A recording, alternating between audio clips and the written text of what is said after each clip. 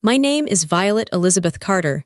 I am 35 years old, and I live in New York. Most people get flowers, jewelry, or maybe a nice card for their 35th birthday. My sister Lily gave me a small, neatly wrapped box. We were sitting at a fancy restaurant, surrounded by expensive plates and half-empty wine glasses. For a second, just one foolish second, I actually thought she was trying to be kind. I thought maybe she wanted to fix things between us. I was wrong. I tore off the silver paper and lifted the lid. Inside, there wasn't a watch or a necklace. There was a plastic tube and a sterile swab. It was a home DNA test kit. The table went quiet as I held it up. Then, Lily smirked. She leaned across the white tablecloth, her eyes bright with cruelty. "Maybe this will finally explain why you were always another man's mistake," she said.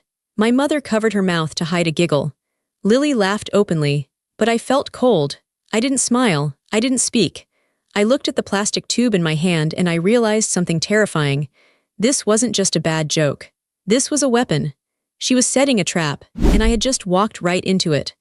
But before I tell you how everything flipped, like and subscribe, drop a comment. Where are you watching from? My name is Violet Elizabeth Carter. I am 35 years old. The drive home from the restaurant was silent. My hands were shaking on the steering wheel, not from the cold, but from a mixture of humiliation and a strange, deep anger I hadn't let myself feel in a long time. The small box sat on the passenger seat like a stone. A DNA test.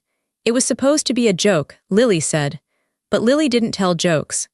Lily told truths wrapped in cruelty so she could watch you bleed while pretending she was holding a bandage. I turned onto the highway, the streetlights blurring into long streaks of yellow. My mind didn't stay on the dinner.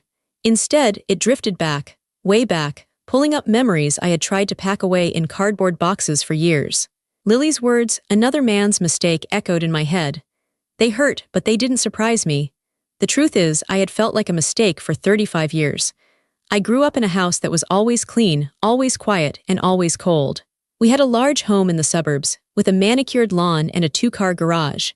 To the neighbors, the Carters were the perfect family. My father, Robert, ran a successful manufacturing business. My mother, Ellen, was the president of the gardening club, and then there were the daughters, Lily and Violet. But inside that house, there was a hierarchy. It wasn't subtle. It was as clear as the furniture arrangement in the living room. Lily was the sun. She was bright, loud, demanding, and beautiful in a way that made people stop and stare. I was the shadow. I was there, occupying space, but I was expected to be unseen, unheard, and unproblematic. I remember my 7th birthday vividly. It is one of those memories that sticks to your ribs like tar. I had asked for a chocolate cake. It was the only thing I really wanted. I loved chocolate, the darker the better. I had spent weeks talking about it. "Mom," I'd say, pulling on her apron strings, "can I have chocolate frosting too?" She would nod, absently, her eyes already scanning a magazine or looking out the window for Lily's school bus. When the day came, there were balloons. There were a few gifts. But when my mother brought the cake out to the dining room table, it was lemon with vanilla frosting. I sat there, staring at the yellow cake, feeling a lump form in my throat. "It's lemon," I whispered. Lily, who was 9 at the time, clapped her hands. "Yum, lemon is my favorite." My mother smiled at her, a genuine, warm smile that reached her eyes, a smile she rarely gave me. "I know, sweetheart," she said to Lily. Then she looked at me, her expression flattening. "Don't be ungrateful, Violet. Lemon is much lighter. Chocolate is too heavy for a little girl's stomach." I ate the cake. I swallowed every bite of the sour, sweet sponge, and I smiled because that's what I was trained to do. I learned that day that my preferences didn't matter. My birthday wasn't really about me. It was just another day for Lily to get what she wanted. That pattern became the blueprint for my entire life. In high school, the gap between us widened. Lily was wild. She snuck out, she drank, she crashed her car twice. Each time, my parents were frantic. They hired lawyers, they paid off damages, they sat up all night talking to her in hushed, worried tones. They poured all their energy, all their money, and all their love into fixing Lily's messes. I went the other way. I thought if I was perfect, if I caused 0 problems, maybe they would see me. Maybe they would love me for being the good one. I studied until my eyes burned. I kept my room spotless. I never asked for money. I cooked dinner when Mom had a headache. I mowed the lawn when Dad was too tired.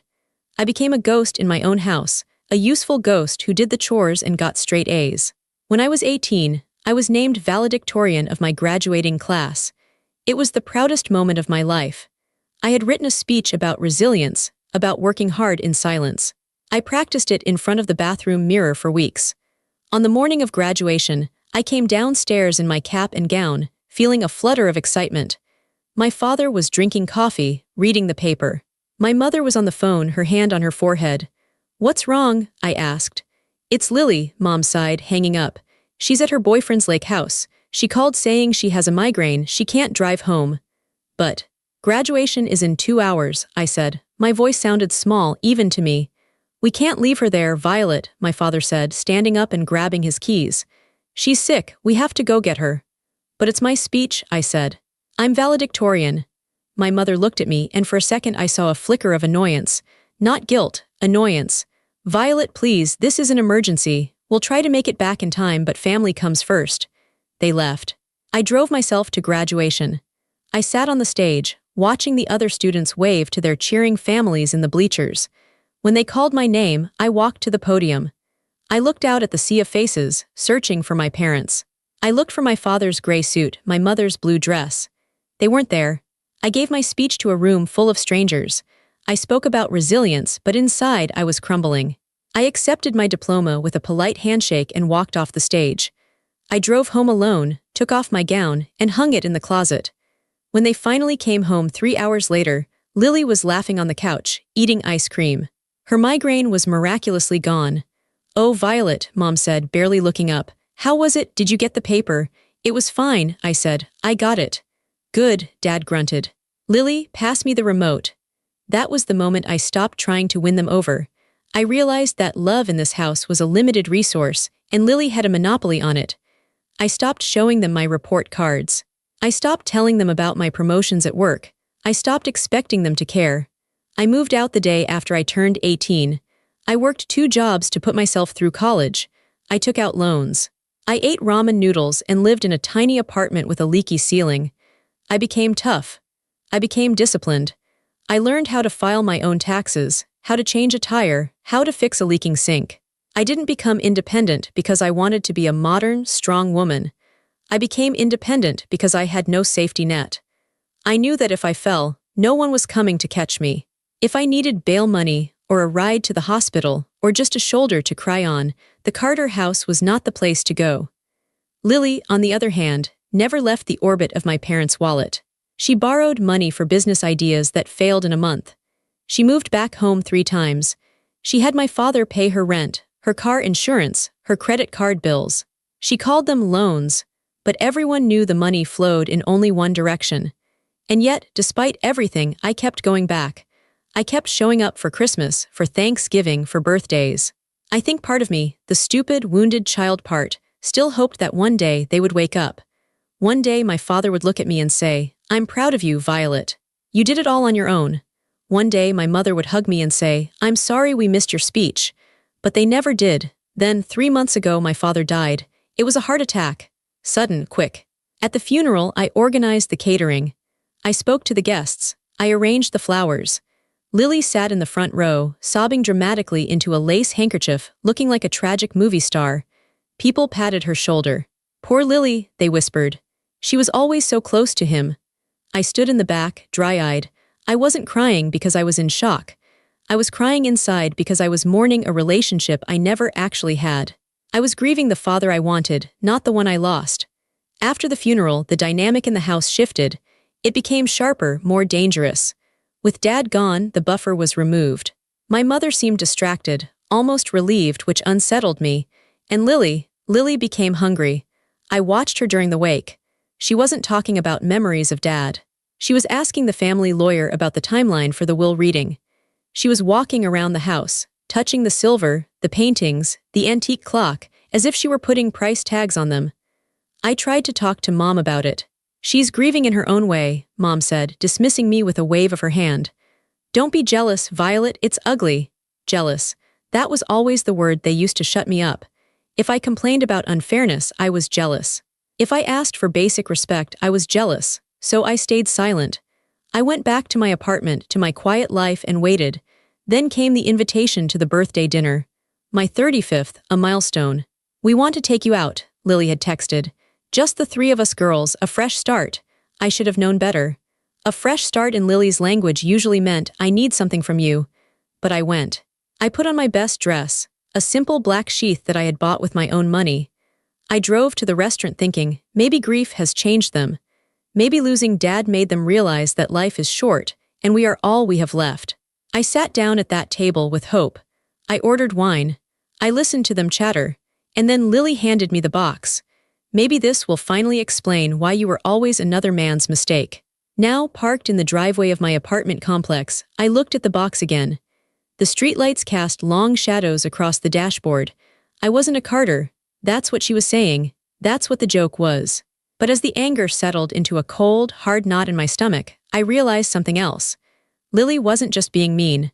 Lily was lazy. She didn't do extra work for a simple insult. Buying a DNA test, wrapping it, staging the dinner, this was effort. This was calculated. She wasn't just trying to hurt my feelings. She was trying to tell me something, or show me something. I grabbed the box and got out of the car. The night air was freezing, biting at my exposed arms, but I didn't feel it. I walked up the stairs to my apartment, the plastic tube rattling inside the box with every step. I was the invisible daughter, the one they forgot at graduation, the one who ate lemon cake, the one who fixed her own tires. But tonight, the invisible daughter was starting to see things clearly for the first time. I wasn't just a mistake to them, I was a problem. And looking at the way Lily had smiled, that predatory, knowing smirk, I had a feeling that they were about to try and solve me. 3 months had passed since my father's funeral, and the silence from my family had been deafening. Usually when a parent dies, the surviving family clings to each other. They check in, they share meals. But for 3 months, my phone stayed silent. No texts from Mom asking how I was holding up. No calls from Lily. When the invitation for my birthday dinner finally came, it felt less like a celebration and more like a summons. I arrived at my childhood home before we went to the restaurant. I hadn't planned to, but my mother had asked me to pick her up because her car was in the shop. As I pulled into the long, curved driveway, the house loomed over me. It was a beautiful house, brick, 2 stories with white pillars, but to me it always looked like a fortress. I used my key to let myself in. The air inside was stale, smelling of potpourri and old dust. "Mom," I called out. In the kitchen, I walked down the hallway, passing the family portraits on the wall. There was Lily, age 5, smiling with a missing tooth. Lily, age 10, holding a trophy. Lily, age 16, in her prom dress.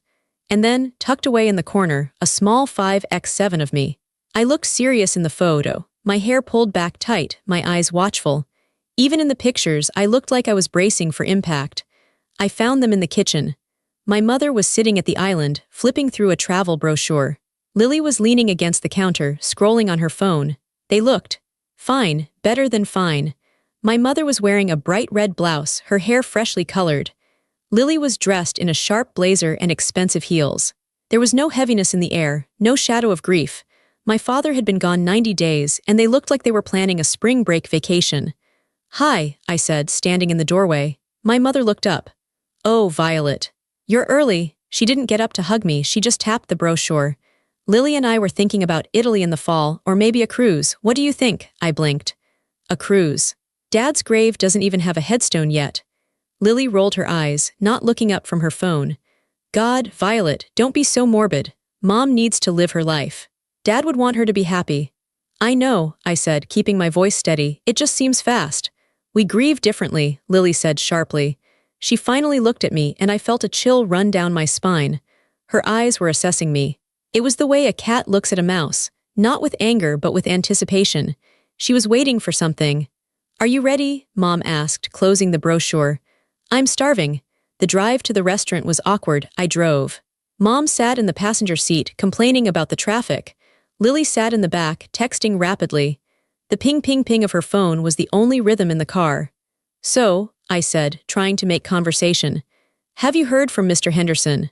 "About the will." The air in the car instantly changed. It became tight. "Why do you ask?" Mom said, her voice dropping an octave. She stared straight ahead out the windshield. I haven't heard anything," I said. "It's been 3 months. Usually these things happen faster, don't they?" "It's a complex estate, Violet," Lily said from the back seat. Her voice was smooth, rehearsed. "Dad had assets everywhere. It takes time to catalog everything." Why?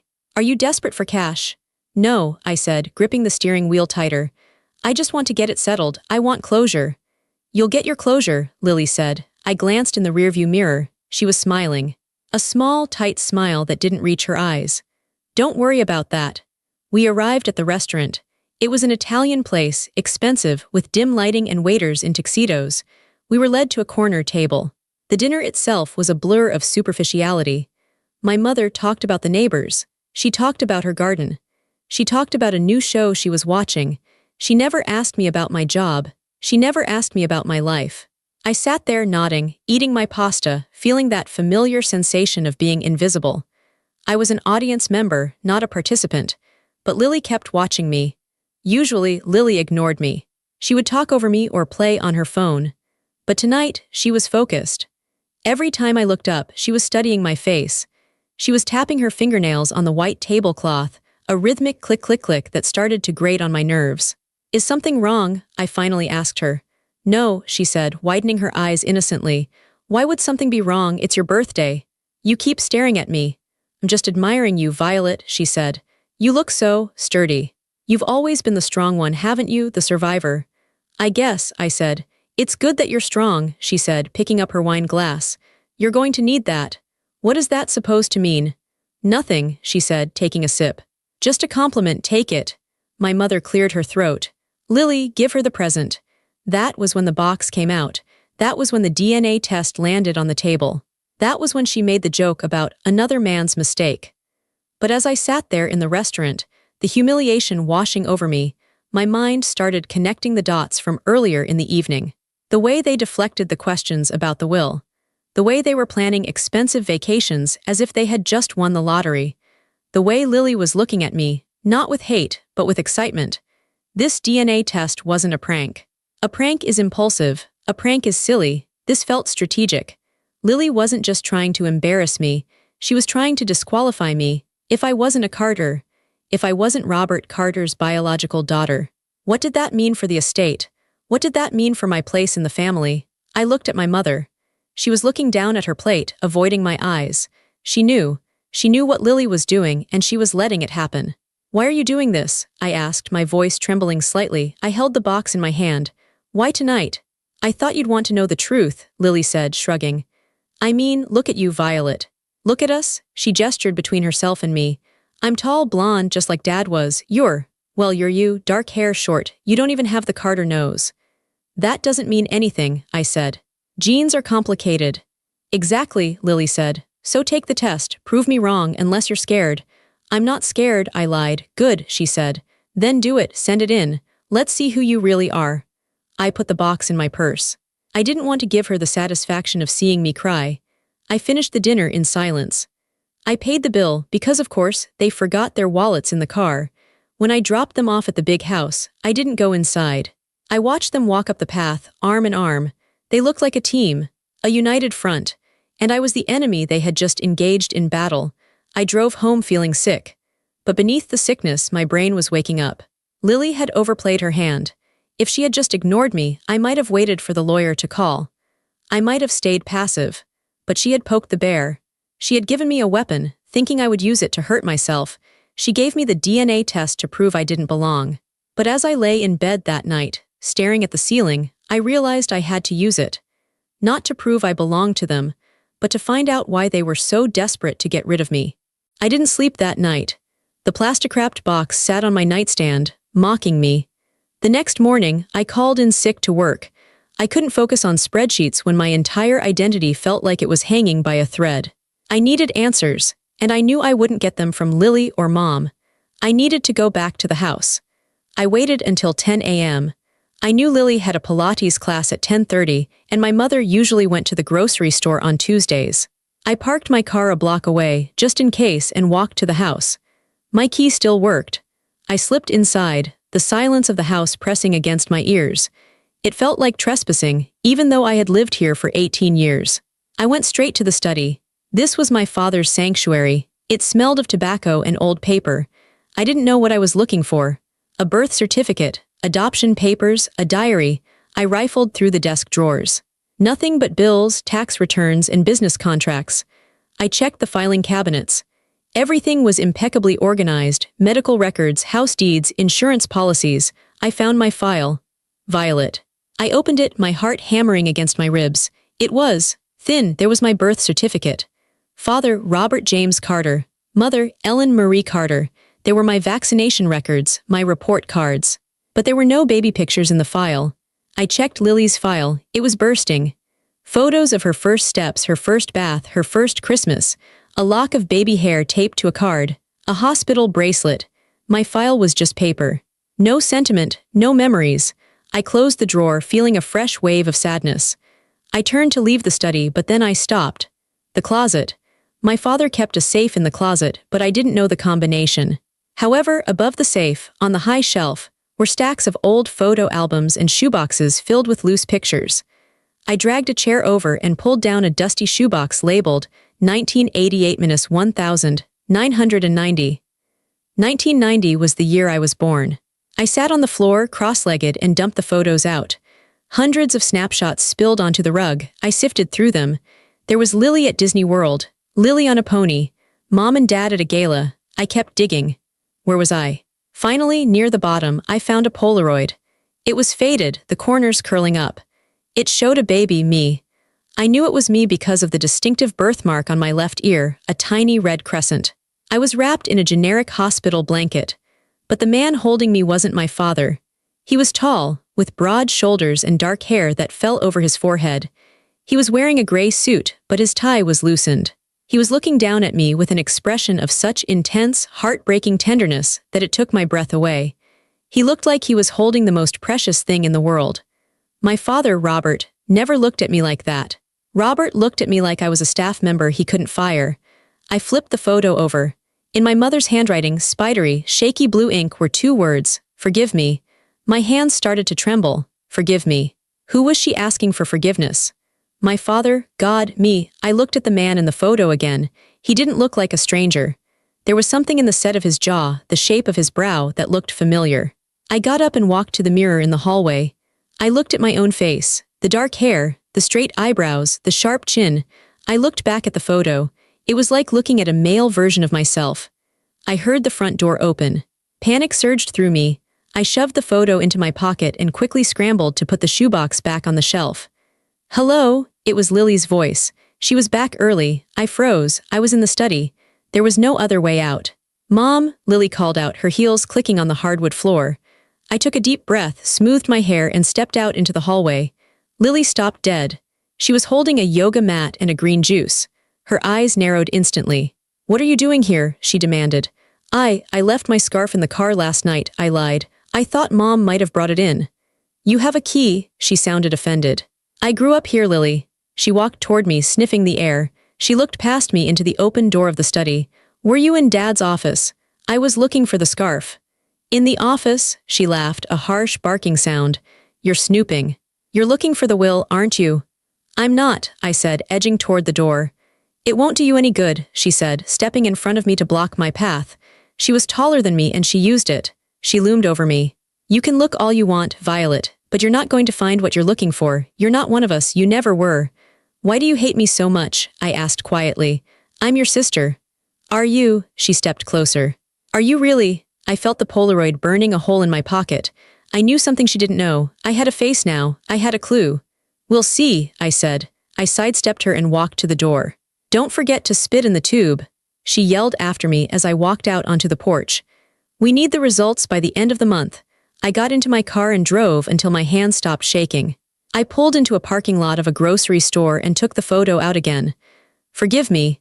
My mother had cheated. That was the only explanation. She had an affair, got pregnant with me, and Robert had stayed. But he had punished me for it every single day of my life. I reached into my purse and pulled out the DNA kit.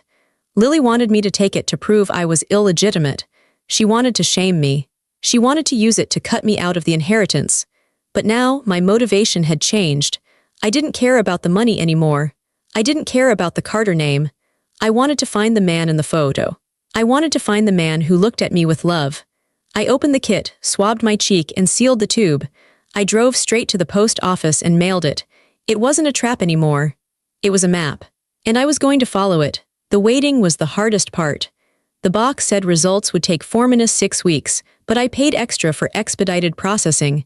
I needed to know. For 2 weeks, I went through the motions of my life. I went to work, I bought groceries, I cleaned my apartment, but my mind was constantly churning. I spent hours online, searching for men who looked like the man in the photo. I searched for Ellen Carter Affair 1989. I searched for Robert Carter business rivals. I was grasping at straws. I kept the Polaroid taped to my bathroom mirror. Every morning while I brushed my teeth, I looked at him. "Who are you?" I asked. "Did you know about me? Did you want me?" Then, on a Tuesday afternoon, the email arrived. Subject: Your DNA results are ready. I was at my desk at work. My heart leaped into my throat. I clicked the mouse, my fingers trembling. I logged into the portal. The screen loaded a colorful pie chart. Ethnicity estimate. DNA matches. I clicked on matches. The first thing I saw was the lack of Carters. I had second cousins, third cousins, but no match to the Carter bloodline. Lily was right. Robert was not my father. But then I looked at the top match. Parent/child. Match: Richard Hayes. Shared DNA: 50%. I froze. Richard Hayes. The name sounded familiar, but I couldn't place it. It sounded like a business name, something from the news. I opened a new tab and typed Richard Hayes into Google. The search results flooded the screen. Richard Hayes, CEO of Hayes Ventures. Richard Hayes, philanthropist. Richard Hayes, quiet billionaire. I clicked on images, and there he was. He was older now, his hair was silver, his face lined, but it was him. The same eyes, the same jawline, the same man from the Polaroid. My father was a billionaire. I sat back in my chair, the office spinning around me. I wasn't just another man's mistake. I was the daughter of one of the most successful men in the state. But why? How? I started digging deeper. I searched Richard Hayes and Robert Carter. I found an article from the Financial Times archives, dated June 1990. The year I was born. Carter Industries saved from bankruptcy, BY mystery investor. The article detailed how Robert Carter's company was on the brink of collapse due to bad investments. He was about to lose everything. The house, the business, his reputation. And then, at the 11th hour, a private investment firm led by Richard Hayes had injected $5 million into the company. The date of the investment was 2 weeks after I was born. The pieces started to click together, forming a horrifying picture. My mother had an affair with Richard Hayes. She got pregnant. Robert found out. He must have been furious. He must have wanted to leave her to kick her out. But his business was failing. He needed money, so a deal was made. Richard Hayes bailout out Robert Carter. He saved the family fortune. And in exchange, what? He had to stay away. Robert agreed to raise me as his own to avoid a scandal. I felt sick. I wasn't just a mistake. I was a transaction. I was the payment for the Carter family lifestyle.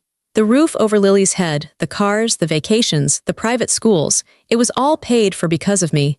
Because Richard Hayes paid Robert to keep me. And how did Robert repay him? By treating me like garbage, by ignoring me. By making me feel small. I printed everything. The DNA results, the article, the photo of Richard Hayes. I sat in my apartment that night, surrounded by the papers. The shame I had felt at the restaurant was gone. It was replaced by a cold, steely resolve. Lily thought she had uncovered a dirty little secret that would ruin me. She thought that by revealing I wasn't a Carter, she would strip me of my inheritance and my dignity. She had no idea what she had actually done. She had handed me the truth. And the truth was, I wasn't the one who should be ashamed. They were. They had lived off my father's money for 35 years while treating me like an intruder. My phone buzzed. It was a text from Lily. "Did you get the results yet? Or are you too embarrassed to share?" I looked at the text. I didn't reply. I wasn't going to tell her. Not yet. Lily was planning to ambush me at the will reading. She was preparing to challenge the will, to reveal my parentage to the lawyers and the judge, to claim that since I wasn't a biological Carter, I deserved nothing. She wanted a show. Fine. I would give her one. I picked up my phone and dialed the number for a lawyer, not the family lawyer, but the toughest shark of an estate attorney I could find online. "Hello," I said when the receptionist answered. "My name is Violet. I need representation for a will reading, and I have evidence of a 20-year blackmail scheme." The game had changed. Lily was playing checkers. I was about to play chess. 2 days after I received the DNA results, my phone buzzed with a text message. It was Lily. "Well, now you know, that was it, just 4 words. No, are you okay? No, I'm surprised. No, let's talk." just a cold, flat confirmation. I stared at the screen, my thumb hovering over the glass. My heart was pounding, but not with fear. It was pounding with a sudden, sharp clarity. If she was texting me this, it meant she wasn't waiting for the results. She didn't need the pie chart or the percentage numbers. She already knew. I drove to my mother's house. I didn't call first. I just went. I needed to see their faces. I needed to understand the timeline of this betrayal. When I walked in, it was late afternoon. My mother was in the sunroom, repotting an orchid. She looked up, startled, wiping soil from her hands. "Violet, I didn't know you were coming." "Where is she?" I asked. My voice was calm, but it felt tight in my throat. "Lily, she's upstairs. She's packing for a weekend trip." Mom looked nervous. She kept glancing at the stairs. "Is everything okay?" "No, Mom, everything is not okay." I pulled the folded printout of the DNA results from my purse and set it on the glass table next to the orchid. "I know about Richard Hayes." My mother's face went white. It wasn't a gradual pale, the color just drained out of her instantly. She gripped the edge of the table. "Violet, Lily knew," I said. "Didn't she?" My mother looked down at her hands. She was trembling. "Yes. How long?" "A long time," Mom whispered. "How long, Mom?" "Since she was 16. I felt the air leave my lungs. 16. That was 20 years ago. I did the math in my head. Lily was 16 when she crashed her first car. She was 16 when she started demanding a higher allowance. She was 16 when the dynamic in the house shifted from strict to permissive for her, while I remained under the microscope. "She found a letter," Mom said, her voice barely audible. "I had kept a letter from Richard, just one. I hid it in my jewelry box. Lily was looking for earrings to borrow and she found it." "And she blackmailed you," I said. It wasn't a question. Mom nodded, tears spilling onto her cheeks. "She told me she would tell your father. She said she would destroy the family. She said Robert would throw us all out on the street if he knew the truth about you." "So you paid her silence," I said. "With what money, freedom?" "Everything," Mom sobbed. "I gave her whatever she wanted. I let her do whatever she wanted. I was so scared. Violet, your father, he was a proud man. If he knew everyone knew, he would have been humiliated." "Dad knew," I said. Mom's head snapped up. "What?" "Dad knew I wasn't his," I said. "He made a deal with Richard Hayes. Richard saved the company and Dad agreed to raise me. It was a business transaction." Mom looked confused, then horrified. He never told me he knew. We never spoke of it. Not once in 35 years. "So you lived in fear of a secret he already knew," I said. "And Lily tortured you for 20 years for nothing." I heard footsteps on the stairs, slow, deliberate clapping. I turned around. Lily was standing in the doorway, wearing a silk robe, clapping her hands. "Bravo," she said. "The detective solves the case." She didn't look ashamed. She looked bored. "You knew for 20 years," I said, stepping toward her. "You let me feel like an alien in my own family. You watched me try so hard to please Dad, knowing it was impossible. You watched me cry over missed birthdays and cold shoulders, and you laughed." "It was funny," Lily said, shrugging. "Watching you try to be the good daughter, scrubbing floors, getting straight A's, it was pathetic. You were trying to win a game you were disqualified from at birth." "You blackmailed Mom," I said. "I leveraged an asset," Lily corrected. "That's business. Mom had a secret, I had silence. I sold my silence for a comfortable life. Don't be jealous because you didn't think of it first." "And the DNA test?" I asked. "Why now? Why give it to me on my birthday?" Lily walked over to the fridge and pulled out a bottle of water. She twisted the cap off, taking her time. "Because Dad is dead," she said simply. "The blackmail doesn't work on Mom anymore because there's no husband to tell. And I'm tired of sharing, Violet. I've been talking to lawyers. Since you aren't a biological Carter, you have no claim to the estate. The will leaves everything to my children. Technically, you aren't one." "So you wanted proof," I said.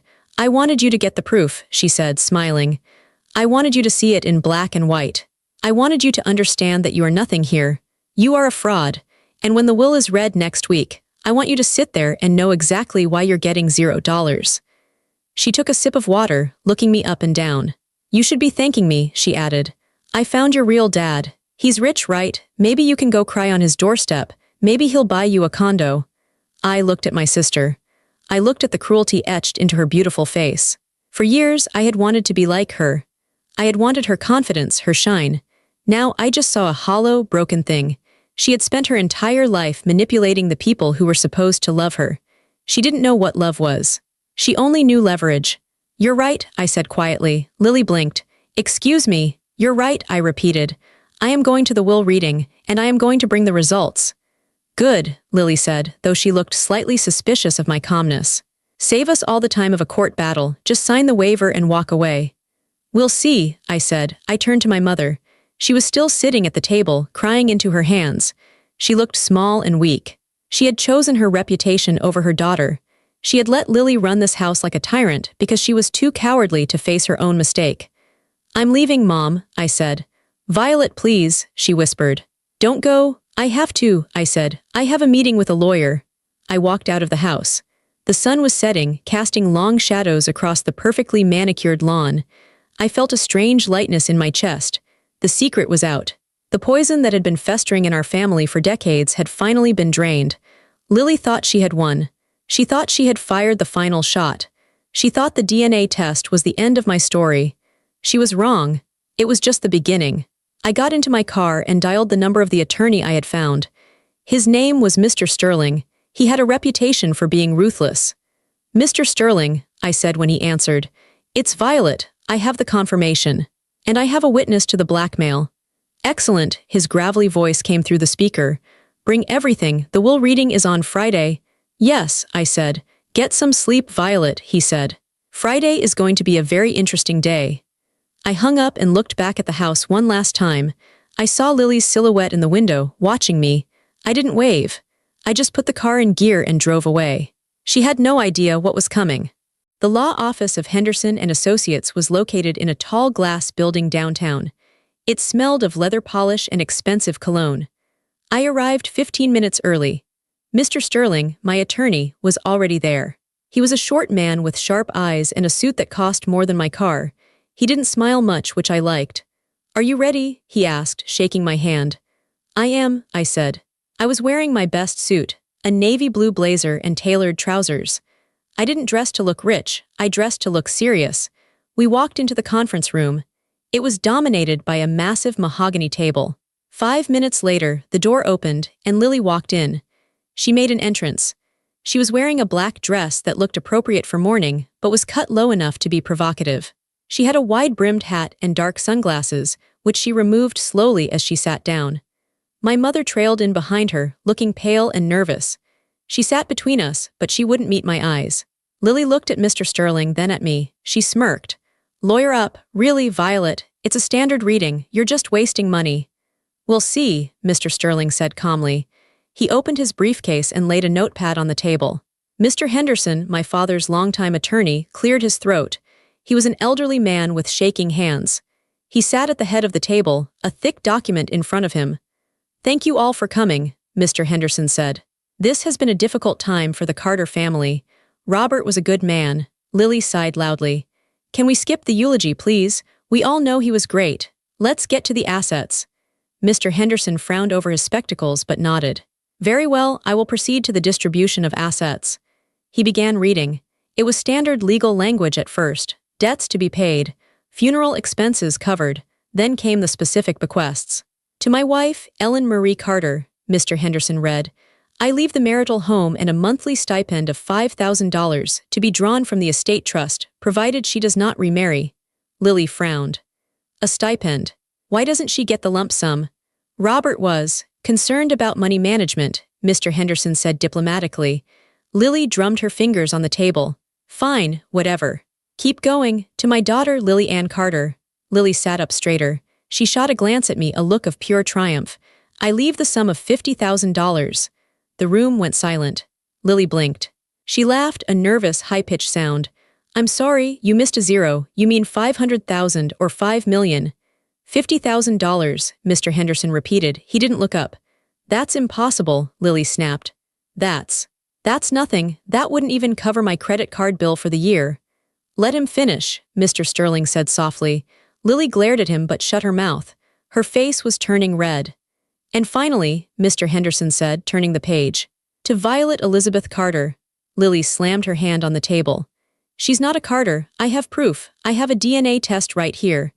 She reached into her purse and pulled out the results I had sent her, or rather, the copy she had made. She is a bastard. She isn't his daughter. The will says my children. She isn't his child.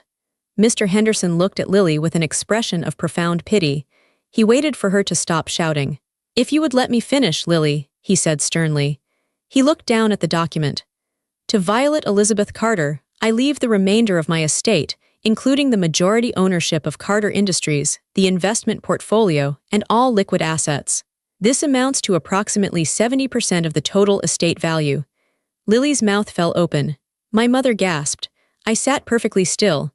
I felt Mr. Sterling tap my foot under the table, a signal to remain calm.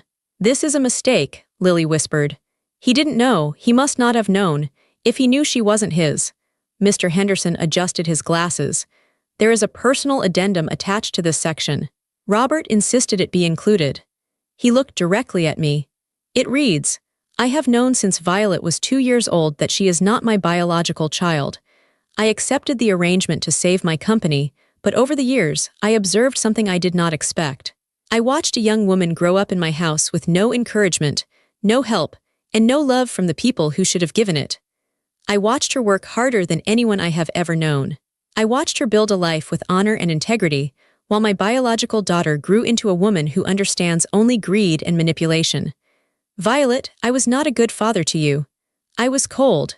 I was distant. I was ashamed of how you came to be. But in the end, blood does not make a successor. Character does. I choose you anyway." The silence in the room was heavy. It pressed against my ears. I felt tears prick my eyes.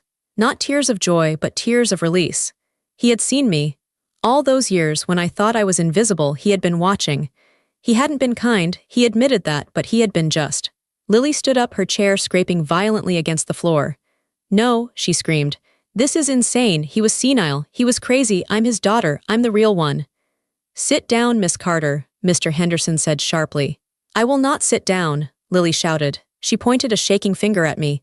You witch, you manipulated him. You must have tricked him." "I didn't do anything, Lily," I said calmly. "I just lived my life." "I'm contesting this," Lily hissed. "I'm going to sue. I'm going to drag this through court for years. You won't see a dime. I will prove he was mentally incompetent. I will prove you are a fraud." She looked at our mother. "Mom, tell them he was sick." Mom looked at the floor, weeping silently. "Lily," Mr. Henderson said. His voice was very quiet now, very dangerous. "Before you threaten legal action, you need to hear the rest of the will." "I don't care about the rest."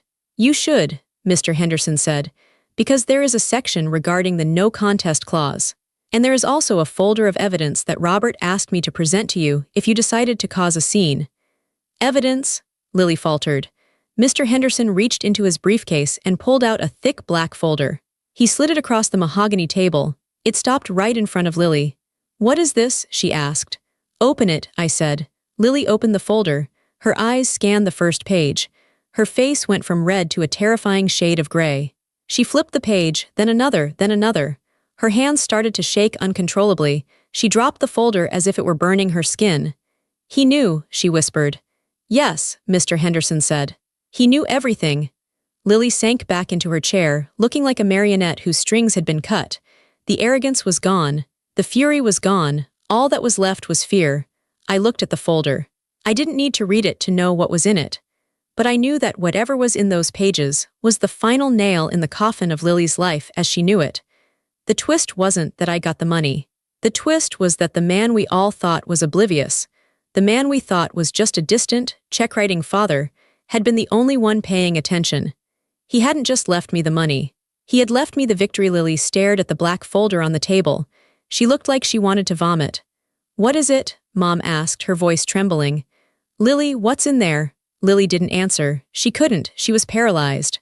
Mr. Henderson reached out and tapped the folder with his index finger. "Since Miss Carter seems unable to speak, allow me to summarize the contents. 2 years ago, shortly after his first heart scare, Robert hired a private investigator." "Why?" Mom asked. "He suspected that money was leaking from his accounts," Mr. Henderson said. "He initially thought it might be an accounting error, or perhaps Violet." He looked at me apologetically. But the investigator quickly ruled Violet out. Violet's finances were completely independent. She never took a dime. Mr. Henderson opened the folder and pulled out a stack of photos and transcripts. "The investigator turned his attention to you, Lily." He laid a photo on the table. It showed Lily sitting at a cafe with a man in a suit. "This is you meeting with an estate attorney 18 months ago." Mr. Henderson said. "The transcript of your conversation is quite enlightening. You were asking about how to circumvent a will. You were asking how to have a parent declared mentally incompetent so you could take power of attorney." Lily made a choking sound. "And this," Mr. Henderson continued, pulling out a bank statement, "is a record of the loans you took. Unauthorized withdrawals from your mother's joint account. $50,000 over the last 2 years alone." Mom gasped. "Lily, you said you needed that for the business." "There was no business, Ellen," Mr. Henderson said gently. "The investigator found that the money went to high-end clothing stores, vacations, and gambling debts." "Gambling?" I asked, surprised. "Online poker," Mr. Henderson said. "She's not very good at it." He turned back to Lily. "But the most damning piece of evidence is this." He pulled out a digital recorder. He pressed play. The audio was crackly, but the voice was unmistakable. It was Lily talking on the phone. "I don't care if he dies, Sarah. I just need him to hurry up. I have debts to pay. Once the old man kicks the bucket, I'm cashing out the house. I'm putting Mom in a home, the cheapest one I can find, and I'm taking everything. Violet won't get a thing. I have a plan for her." The recording clicked off. The silence in the room was absolute. My mother was staring at Lily with horror. For the first time, she wasn't looking at her golden child. She was looking at a monster. "You were going to put me in a home," Mom whispered. "After everything I did for you, after I let you, after I kept your secret." Lily stammered. "I was just venting, I didn't mean it." "Robert heard this recording 3 months before he died," Mr. Henderson said. "It broke his heart. But it also gave him clarity." He closed the folder. "Now, about that contest you threatened," Mr. Henderson said, his voice hardening. "The will contains a strict no-contest clause. It states that if any beneficiary challenges the validity of this will, they automatically forfeit their entire inheritance." Lily's eyes widened. "But I only get 50,000. "If you contest," Mr. Sterling interjected, speaking up for the first time, "you get 0. And given the evidence of fraud and elder abuse in this folder, specifically the unauthorized withdrawals, the estate would be within its rights to press criminal charges." Lily froze. "Criminal charges? Theft, fraud, extortion." Mr. Sterling listed them off on his fingers. "Mr. Henderson tells me you owe the estate roughly $200,000 in loans you never paid back. If you accept the will, the debt is forgiven up to the amount of your inheritance. If you fight, well, Violet effectively owns the debt, and she can call it in." Lily looked at me. Her eyes were wild, desperate. She looked for a trace of the sister she used to bully. She looked for the weak, eager-to-please Violet who just wanted a hug. She didn't find her. I leaned forward, resting my elbows on the mahogany table. I looked her right in the eye. "You tried to erase me, Lily," I said softly. "You tried to prove I didn't belong. You tried to steal my history, but all you did was show Dad who you really were." "Violet, please," Lily whispered. Tears were streaming down her face now, ruining her makeup. "I'm your sister, we're family." "Are we?" I asked. "You told me at the restaurant that I wasn't a Carter. You told me I was a mistake." I was angry. "I didn't mean it." "You meant every word," I said. "And you meant to put Mom in a home, and you meant to steal everything." I looked at Mr. Henderson. "Does she have to sign something to accept the 50,000? "Yes," Mr. Henderson said. "She needs to sign the waiver of contest." "Give it to her," I said. Mr. Henderson slid a single sheet of paper across the table. Lily looked at it. $50,000. It was a lot of money to some people, but to Lily, who had debts and a lifestyle she couldn't support, it was a death sentence. It was poverty. "If I sign this," she said, her voice shaking, "I get the check. Today, within 30 days, Mr. Henderson said. "And if I don't?" "Then we file the police report regarding the theft of funds from your mother's account tomorrow morning," I said. Lily flinched. She looked at Mom. "Mom, help me?" Mom turned her head away. She looked out the window at the city skyline. "I think you should sign, Lily." It was the first time in my life I had ever heard my mother say no to her. Lily let out a sob. She grabbed the pen. Her hand was shaking so hard she could barely write. She scratched her signature onto the line. She threw the pen down. "There, are you happy?" "No," I said honestly. "I'm not happy. This is a tragedy, but it's done." Lily stood up. She grabbed her purse. She looked at me with pure venom. "You think you won, but you're still all alone, Violet. You have money now, but you have nobody." She stormed out of the room, slamming the heavy door behind her. I sat there in the silence, listening to the hum of the air conditioning. I wasn't alone. I had myself. And for the first time in 35 years, that felt like enough. The room felt lighter after Lily left. The air seemed easier to breathe. My mother was still sitting there, staring at the empty chair where Lily had been. She looked like she had aged 10 years in the last 10 minutes. Mr. Henderson gathered his papers. "Violet, there are some documents for you to sign regarding the transfer of assets, and Mr. Sterling has some additional papers." "Thank you," I said. I signed the papers. I felt the weight of the responsibility. 70% of the estate. The company, the house. It was overwhelming, but I felt ready. I had been managing my own life on a shoestring budget for years. Managing abundance would be a different challenge, but I wasn't afraid of work. When the lawyers were done, they stepped out to give us a moment. It was just me and Mom. She turned to me slowly. Her eyes were red and swollen. "Violet," she said, her voice was weak. I don't know what to say." "You don't have to say anything," I said. "I'm so sorry," she wept. "I was so scared. I let her hurt you. I let your father ignore you. I was trying to protect the family." "You weren't protecting the family, Mom," I said gently. "You were protecting yourself. You were protecting your secret." "I know," she sobbed. "I know. Can you forgive me?" I looked at her.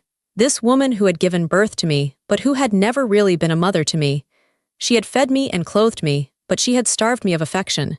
She had let my sister torment me. She had let my father treat me like an employee. Could I forgive her? Forgiveness is a tricky word. People think it means going back to the way things were. They think it means saying, "It's okay." But it wasn't okay, and we couldn't go back. "I can forgive you," I said slowly, "but I can't forget, and I can't trust you." "What does that mean?" she asked, looking frightened. "It means things are going to be different now," I said. "I own the house, Mom." She nodded nervously. "Yes. The will says." "You can stay there," I said. "I'm not going to kick you out. I'm not Lily. I'm not going to put you in a cheap home." She let out a breath of relief. "Oh, thank you, Violet, thank you." "But," I raised a hand. "There are rules. Lily is not allowed to live there. She is not allowed to come over and harass you for money. If she does, you call me and I call the police. If you give her money from your stipend, money that is meant for you, I will find out. And if you do, I will cut the stipend off." Mom's eyes widened. "Violet, that's harsh." "It's necessary," I said.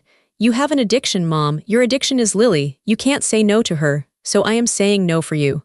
I am setting the boundary because you can't." "She's my daughter," Mom whispered. "So am I said, "but you never fought for me. Now I'm fighting for myself. And in a way, I'm fighting for you too. Lily drains you. She hurts you. I'm stopping it." "Okay," Mom said, dropping her head.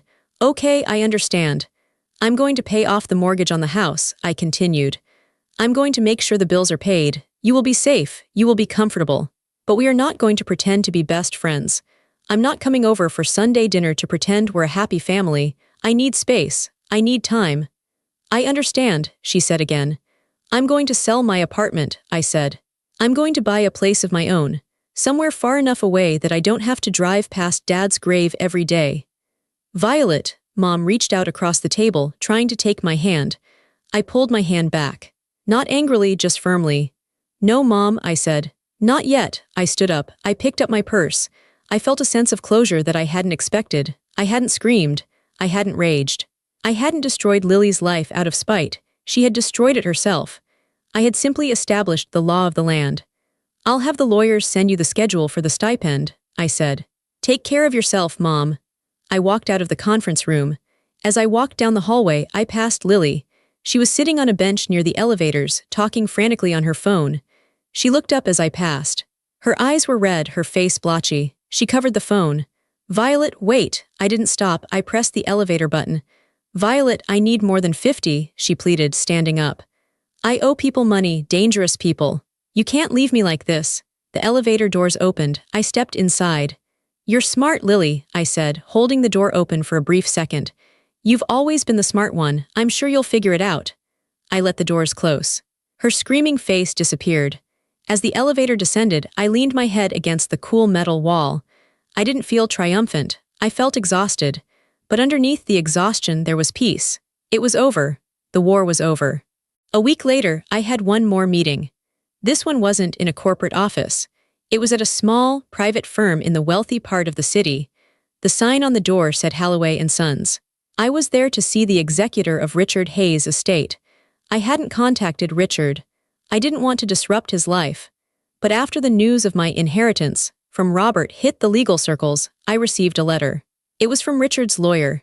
It said that Richard had passed away 2 years ago. I had missed him. I had found my father, only to find out he was already gone. I sat in the office, waiting. An older woman walked in. She had kind eyes. "Violet," she asked. "I'm Mrs. Halloway. Richard asked me to wait for you." "Wait for me?" I asked.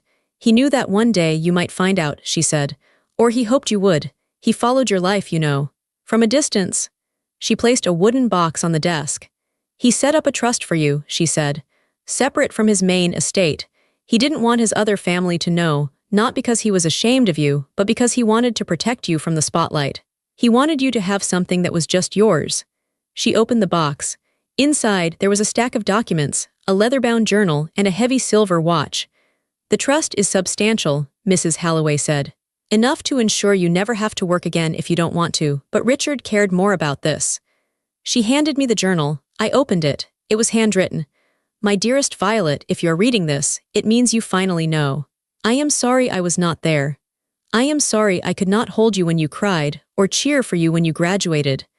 I made a promise to Robert to stay away, and I kept it, because I thought it was the best way to keep you safe and housed. But I watched. I hired people to update me. I have a scrapbook of your achievements. I know you were valedictorian.